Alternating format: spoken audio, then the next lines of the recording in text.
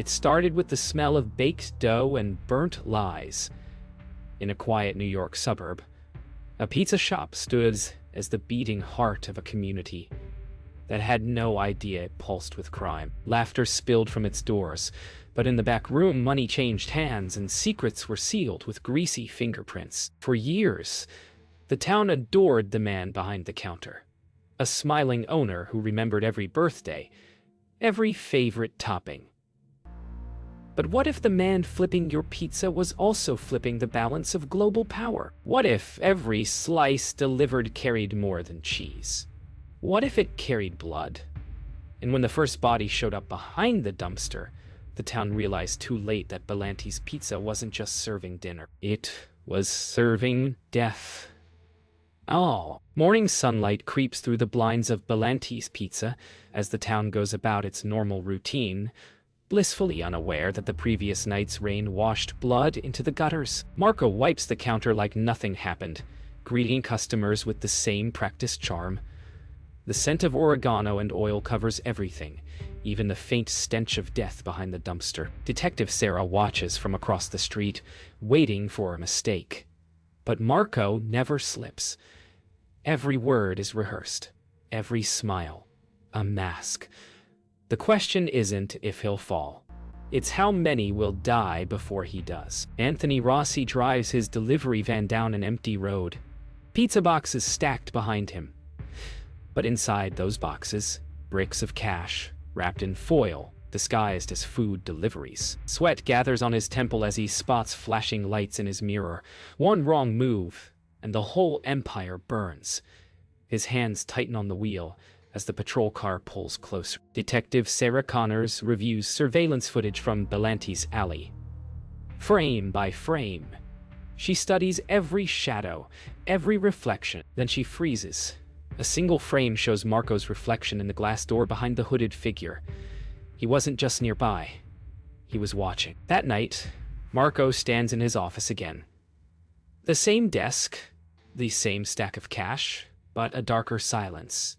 He looks at the framed photo of his young nephew, Carlo. The business was supposed to protect the family, not destroy it. But as the police sirens echo in the distance, Marco realizes something. He's no longer running a business. He's running out of time. The town believed Belanti's Pizza had the best crust in New York, but no one knew that beneath the ovens ran a network of tunnels older than the shop itself. Marco Belanti's so-called storage cellar was a front for something monstrous, a labyrinth where shipments moved like veins pumping life into a criminal empire. Bags of flour stacked neatly against the walls hid compartments filled with uncut diamonds and laundered money. Every delivery, every slice, every handshake was part of an invisible system that reached across oceans. For Marco, crime wasn't chaos. It was order disguised as routine. Anthony Rossi had delivered pizzas his whole life, but now his routes crossed state lines and coded calls dictated every turn. Each stop wasn't just a drop. It was a handoff between worlds. Local deliveries masking international deals. He didn't know who he worked for anymore. The man who paid him, or the men who'd kill him if he talked. And in the reflection of his rearview mirror, the fear looked back at him louder than any siren could. Elena Vetrova was the ghost behind the shipments, a woman whose elegance masked her cruelty. Her coded emails came from luxury hotels across Europe, signed only with the letter E. She managed routes, payments, and silence with surgical precision. While Marco fed his city with food and fear, Elena fed the world with his empire. Their partnership was cold, built on profit and paranoia. And when she spoke to him, even through a phone, the tone alone could freeze steel. Detective Sarah Connors was running out of leads until she discovered a pattern. Every unsolved disappearance in 3 states traced back to Belanti's. Special orders. She printed maps, circled dates, and realized the pizza chain wasn't expanding for profit. It was expanding for control. The deliveries connected docks, warehouses, and airports, all under fake franchise names. For the first time, Sarah understood. Marco wasn't hiding from the law. He was using it. Marco stood in his cellar staring at the wall where an old family photo hung beside the ledger of coded accounts.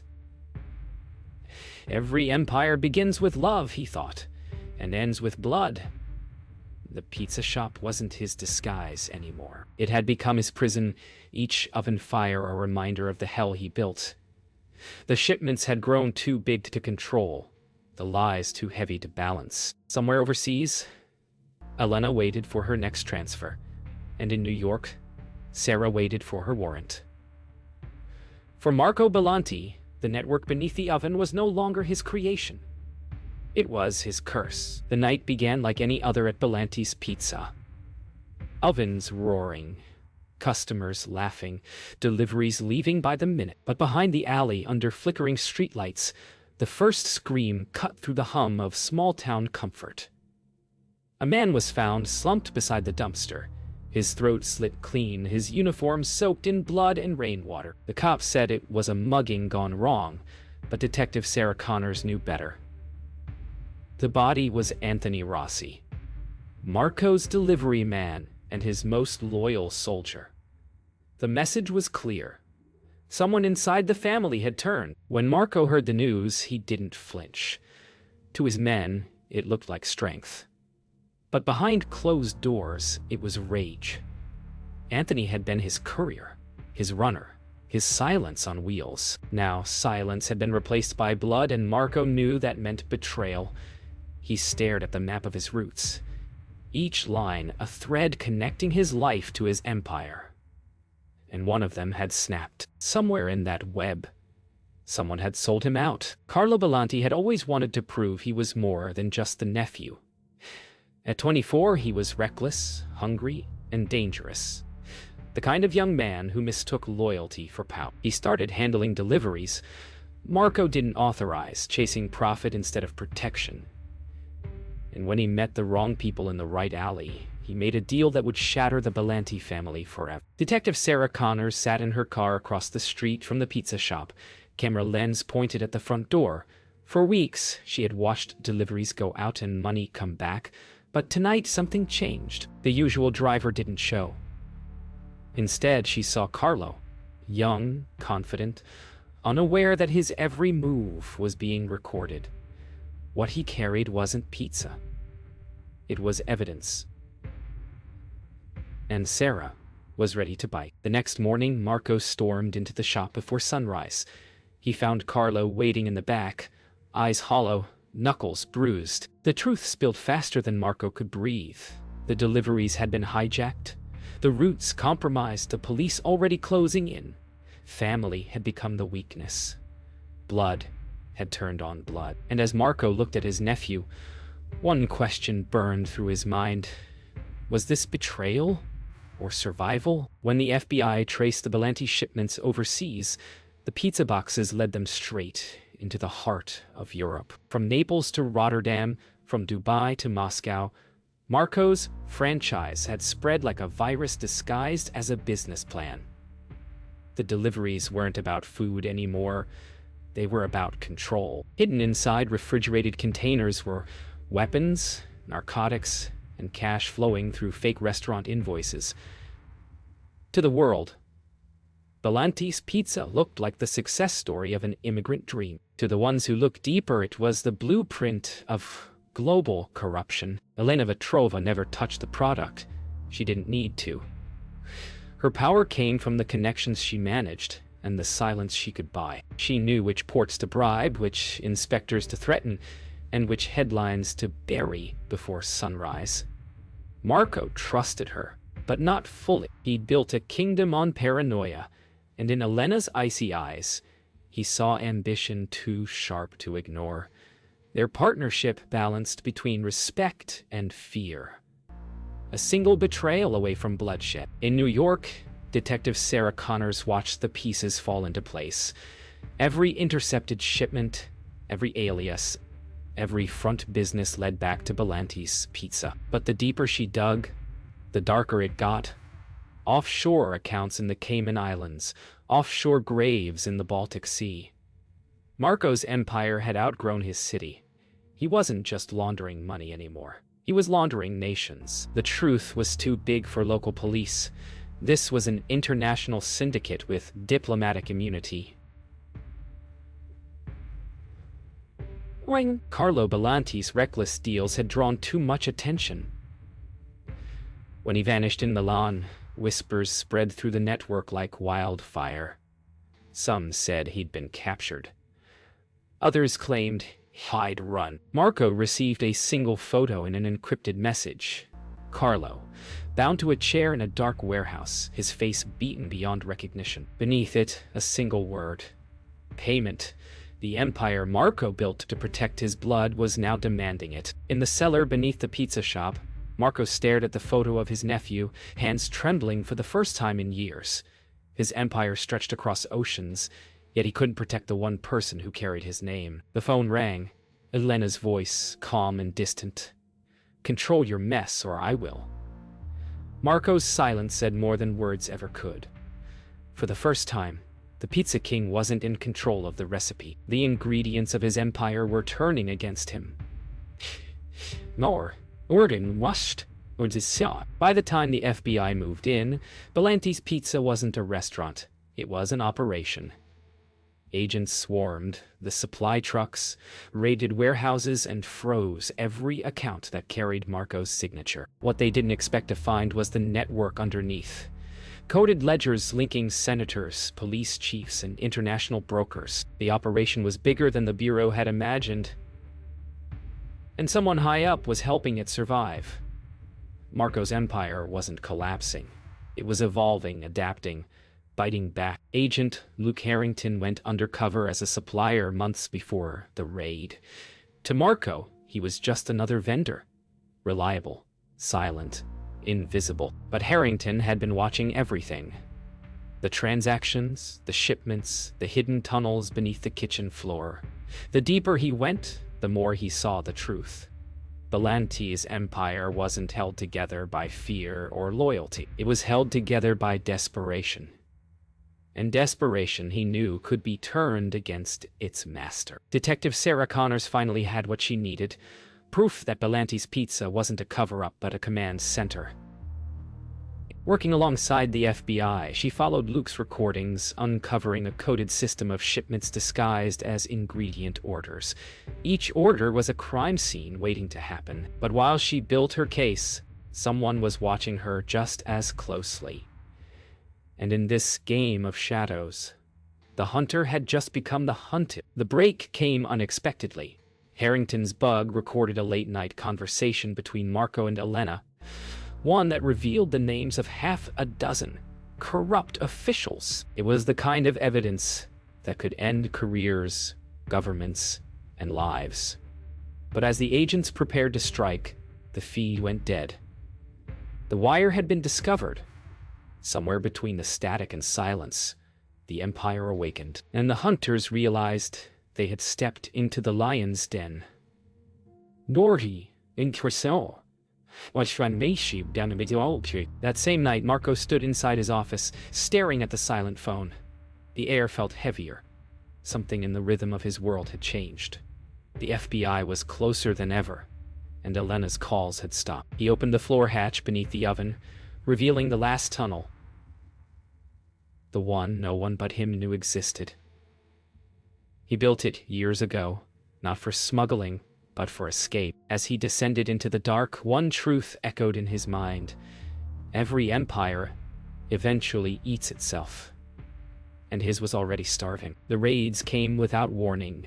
Helicopters thundered above, and the streets around Belanti's Pizza flooded with flashing lights.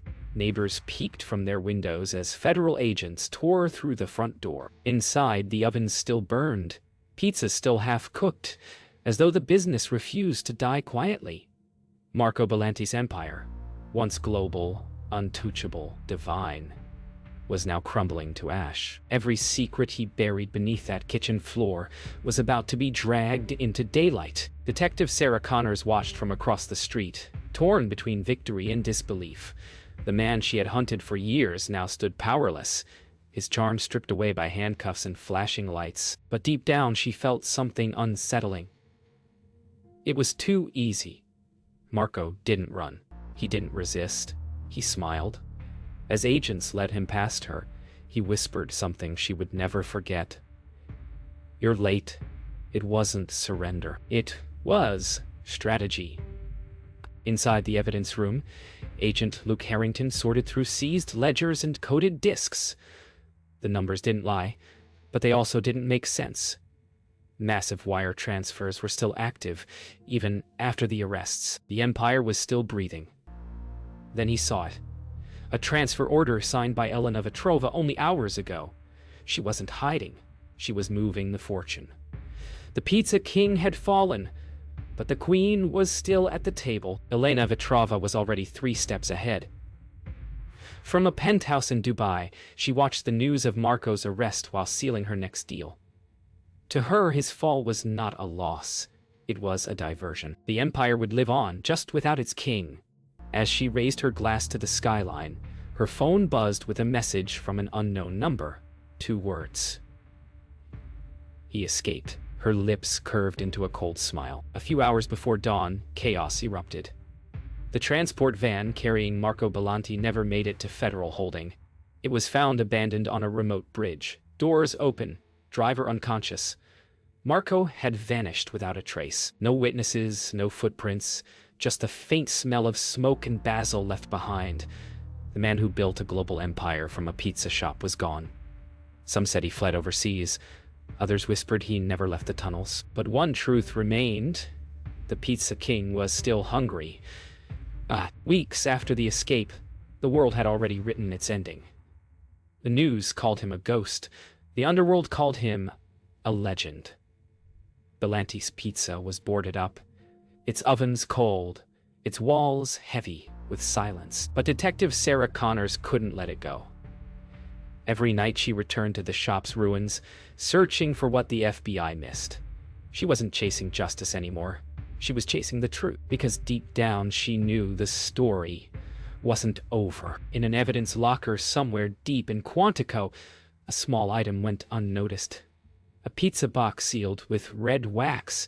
No label, no origin. Inside, a photograph of Marco Belanti standing in front of a new restaurant sign. Belanti and Company Imports, Buenos Aires. The FBI traced nothing. No fingerprints, no trail. Just a single date written in pencil. Next week. If he was alive, he wasn't hiding. He was rebuilding. Half a world away in Buenos Aires, the smell of pizza once again filled the air. The new restaurant was small, quiet, and almost too perfect. The same recipe, the same warmth, the same lie. Locals whispered that the owner rarely spoke, that he worked only at night, and that his gold ring caught the light every time he sliced the dough. Whether it was Marco or a ghost wearing his skin, nobody could tell. But the Empire was alive, hidden beneath the crust. Elena Vetrova watched from afar. From her new penthouse balcony, she read the international reports and smiled. She had the accounts, the roots, and now the last man who could rival her was no longer a threat. Or perhaps an ally reborn. Power doesn't die, it migrates. And with a single phone call, she set the next shipment in motion. Across oceans, ovens would burn again. In the end, the legend of the Pizza King became a story whispered in every port, every kitchen, every crime circle across the world. Some said he vanished into the sea. Others said he lived in plain sight, flipping dough instead of deals. But for those who had seen what he built, the tunnels, the codes, the blood under the crust, one truth remained. Marco Belanti didn't die. He franchised his sins. And somewhere tonight, a fresh oven burns for the next empire.